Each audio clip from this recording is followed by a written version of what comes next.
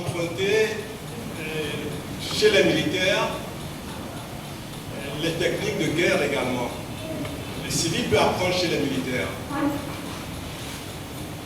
On a tous vu que quand les militaires sont au front, ils ne concentrent pas toujours toutes les forces au même endroit. Ils prennent l'adversaire de différentes façons, simultanément, pour affaiblir l'adversaire. Et quand ils ont suffisamment affaibli l'adversaire, ils portent le coup décisif ensemble. Alors, si toutes les forces sont mises au même endroit, ça devient facile pour l'adversaire parce que l'adversaire aussi met toutes ses forces au même endroit. Mais si on le tape à gauche, à droite, on le bloque ici, il se retourne, il y a un autre en face de lui, on l'affaiblit. Et quand il est bien affaibli, on met toutes les forces ensemble. Et là, on porte le coup final. On ne fait rien au hasard en ce moment. On ne fait rien au hasard. Parce que nous avons l'expérience. 30 ans d'expérience qu'on a. Et nous avons eu des expériences de regroupement. Ça n'a pas toujours porté des fruits. Je dirais même que ça a été souvent des échecs cuisants. Et les responsables, ce sont les leaders. Le peuple a toujours été présent. Le peuple a toujours répondu aux appels. Mais la question, c'est pourquoi nous n'avons jamais atteint l'objectif. Donc, il ne suffit pas simplement d'être ensemble. Il y a des conditions pour que être ensemble devienne une capacité de succès. Il y a notre boulot. Voilà, nous là sommes en les cas. Mais maintenant, tout va, mais là, on a cette expérience-là. Donc, nous tenons compte de cette réalité aussi. C'est vrai que c'est l'unité d'action qui permet d'être encore plus solide. Et nous allons y arriver. On travaille tous dans ce sens. Mais l'expérience a montré que quand on se précipite et qu'on ne se donne pas le temps de la réflexion a beaucoup manqué à la lutte togolaise. Parce que nous avions une force populaire indéniable. Depuis les années 90, on avait une force populaire. Mais on n'avait pas une force politique. Parce que nous étions incohérents. Et notre incohérence, nos difficultés nous affaiblissent. Aujourd'hui, ce que nous essayons de faire, c'est justement d'être dans une cohérence. C'est-à-dire qu'on se fixe un cadre, on sait où on va, on sait ce qu'on cherche. Et on pose les actes au jour le jour pour arriver à cet objectif. Et pour ça, il nous faut de la sincérité au sein de nous, leaders. Il nous faut de la sincérité. On n'a pas toujours eu de la sincérité. Et c'est ça qui va renforcer notre crédibilité. Il faut que chaque Togolais sache où est-ce que nous menons la lutte. Depuis 30 ans, nous avons pensé dans la lutte qu'il fallait gagner les élections pour changer la gestion du pays. On l'a expérimenté pendant 30 ans. Et le 29 avril 2024, nous sommes arrivés à la fin de cette expérimentation. Parce que les Togolais, eux-mêmes, ils ont décidé que c'était la fin. C'est pour ça qu'ils ne sont pas sortis voter. C'est un message qu'ils nous ont adressé. Ça veut dire qu'il faut qu'on change. Il faut qu'on change l'approche. Il faut qu'on change de méthode. Il faut qu'on change notre relation les uns avec les autres dans la conduite de la lutte. Ce que nous avons vécu disons,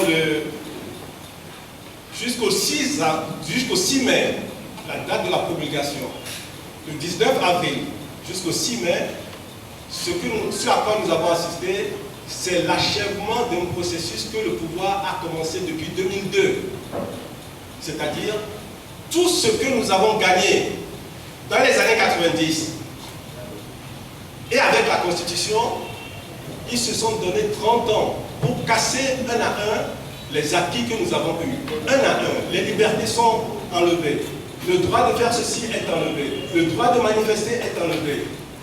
La seule chose qui restait aux Togolais, et mon ami Ourodjipa disait tout à l'heure, c'était l'héritage des jeunes d'aujourd'hui, c'est-à-dire la capacité de choisir le président de la République. C'était le seul pouvoir que les Togolais avaient encore en main. Eh bien, ils ont enlevé ce pouvoir-là. Ils ont aussi enlevé ce pouvoir. Qu'est-ce qu'on fait aujourd'hui? Qu'est-ce qu'on fait? On devient des citoyens moutons ou des gens assis dans leur bureau avec le cigare à la bouche. Ils décident pour nous ce qu'il faut pour nous. Ils décident de ne pas construire les hôpitaux.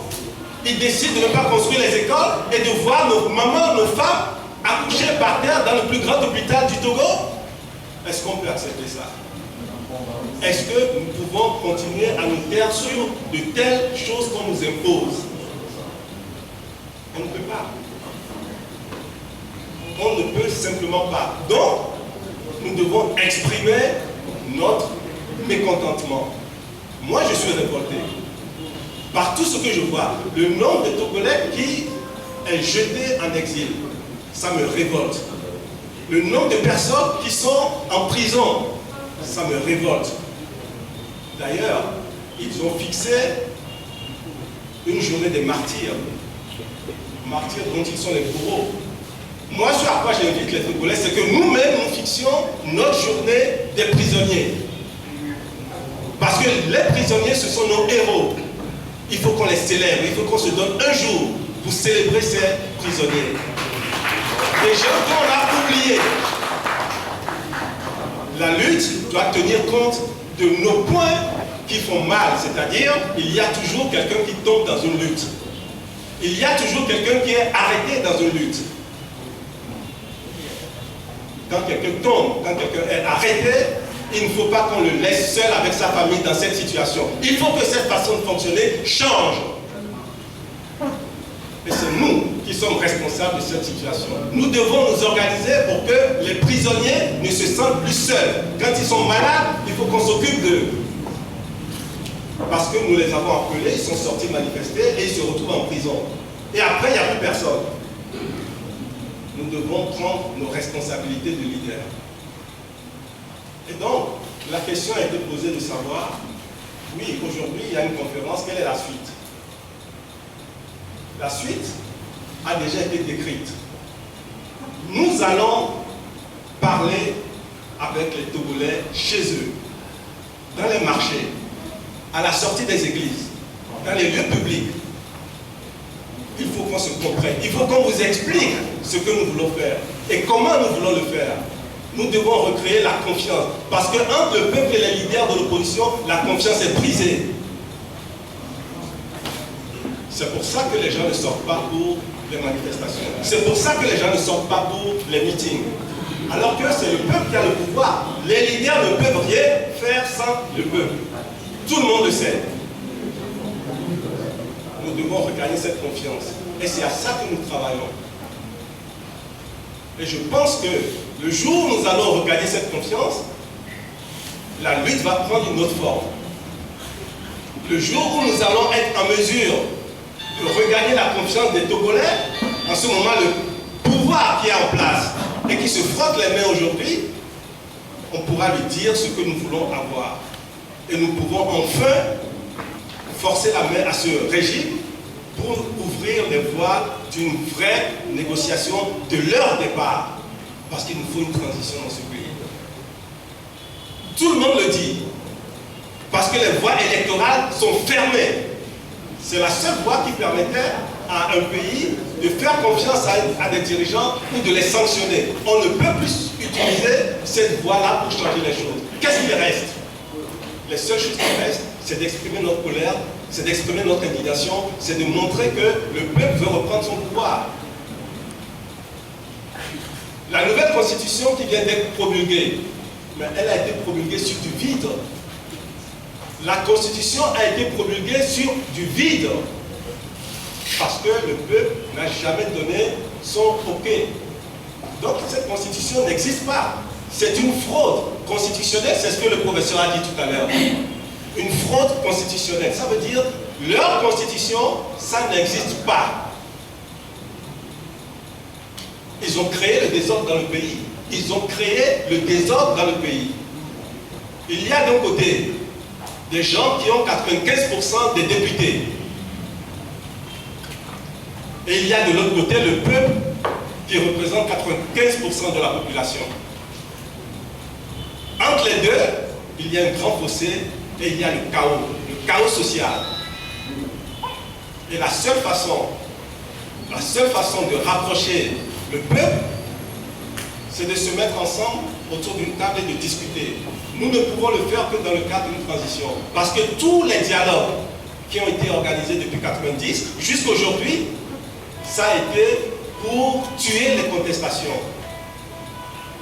Les dialogues ont été faits pour tuer les contestations. Les derniers en date, c'est quoi? C'est, comment ils ont appelé ça? CPC, oui, un nom comme ça. CPC et puis la CNAP. Qu'est-ce qui est sorti de ça?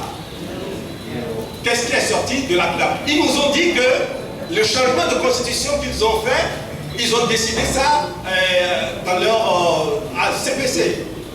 Ils ont décidé ça là-bas.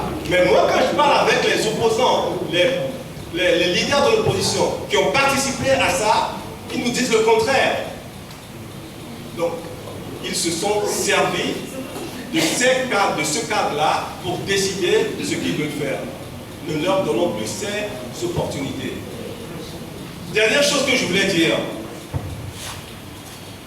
c'est qu'aujourd'hui, nous sommes revenus dans un contexte qui est similaire, qui est pareil à ce qui se passait la veille du 5 octobre 1990. Nous sommes exactement dans les mêmes conditions. Eh bien, qu'est-ce qu'il nous reste à faire? Il nous reste à faire ce qui avait été fait en 1990 et qui a marché, qui a fonctionné, qui a permis d'avoir la Constitution de 1992. Nous devons repartir à zéro, pratiquement. La seule différence, c'est que les partis politiques existent aujourd'hui. Et qu'à l'époque, quand ça avait commencé, les partis politiques, c'était dans la clandestinité. Les premiers, c'était CDPA. Madame Atchamako. Les premiers, c'était CDPA. Dans la clandestinité, je crois que c'était en 85, peut-être comme ça, ou 87. Voilà. C'est la seule différence. Mais les conditions de vie, la souffrance, les choses qu'on nous impose, la violence qu'on exerce sur nous, on emprisonne les gens, on débarque chez les gens à 21h comme le jeune Damtoubiga dont je parlais tout à l'heure, ses parents qui ont été, son père qui a été arrêté à 20h la nuit du dimanche.